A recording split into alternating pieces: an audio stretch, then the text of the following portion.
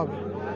সেই জন্য আরও 10 ফিট যাওয়া হবে, যদি 10 ফিট গিয়ে যদি না পাওয়া যায় আরও 10 ফিট যাওয়া হবে এবং চেষ্টা অব্যাহত থাকবে যেন কোনোভাবে আমাদের যে প্রচেষ্টাটা ধ্বংস না হয়। এখন উৎসুক জনতা যারা আছে, যাদের আবেগ আছে, থাকতেই পারে, কারণ আবেগ থাকাটা অসম্ভব কিছু না। এখন এই জায়গাটাতে যদি আরও লোকজন বেড়ে যায় তাহলে সেটা হবে এক ধরনের বিপর্যয়কর।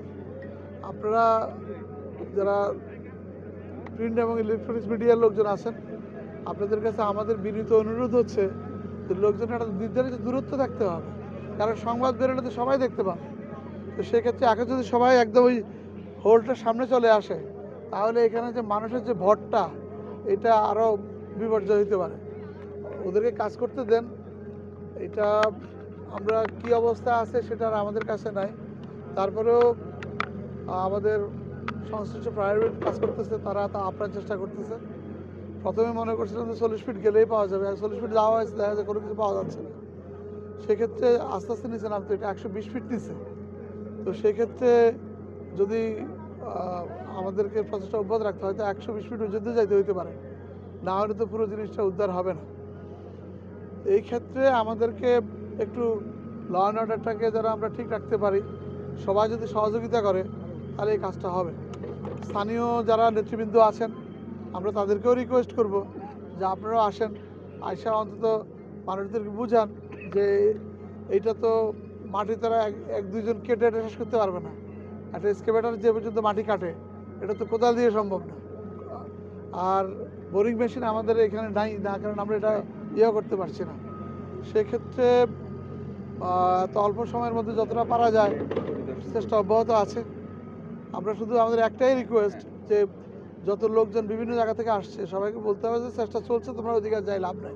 সেক্ষেত্রে পুকুরের ওই পাশের দিকে বা যারা ওখানে দাঁড়িয়ে আছে তাদেরকে ওই দিক থেকে এখানে আমরা যেহেতু গতকালকে থেকে দুপুর থেকে আজকে 24 ঘন্টা পেরিয়ে গেছে স্টিল নাও, তা আমরা দেখছি পুলিশের সংখ্যা খুবই কম এবং পুলিশ যেভাবে সে দায়িত্ব পালন করার কথা, আমাদের জনগণকে একটু নিরাপদ দূরত্বে থাকা আপনি যেটি বলেন সেটা আমাদের চোখে পড়ছে নাম্বার 1।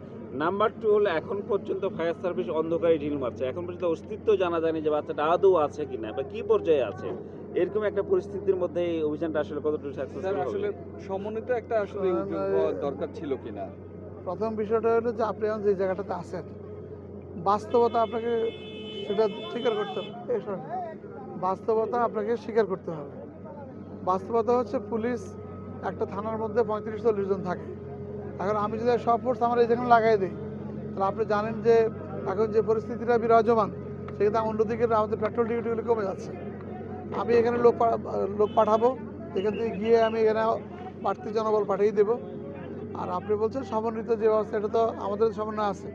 আমি কমিশনার রাজশাহী ডিভিশনের সাথে কথা বলেছি, উনিও আসতেন। উনি আজকে আমাদের আরেকটা প্রোগ্রাম ছিল বলে উনি আসতে পারেন, আমি আর উনি একাত্রে আসার কথা। তো যে থানা প্রশাসন, জেলা প্রশাসন, পুলিশের প্রশাসন সবাই চেষ্টা করতেছে এটাকে যেন একটা কার্যকর ফলপ্রসূ অভিযান হিসেবে চালানো যায়। কিন্তু বাচ্চা পড়ে গেছে, আপনারা যেমন শুনেছেন আমরাও শুনেছি, কোন জায়গায় পড়েছে সেটা দেখিয়েছে, তারা চেষ্টা করতেছে। এখন এটা তো ভবিষ্যতের উপর নির্ভর করতে হবে যে আসলে কতটুকু হবে সত্যিকার অর্থে। বরেন্দ্র এলাকায় এই ধরনের দ্বীপ অনেকগুলো আছে। প্রকল্পের জিনিস প্রকল্প শেষ, প্রকল্পওয়ালারা নিয়ে চলে গেছে।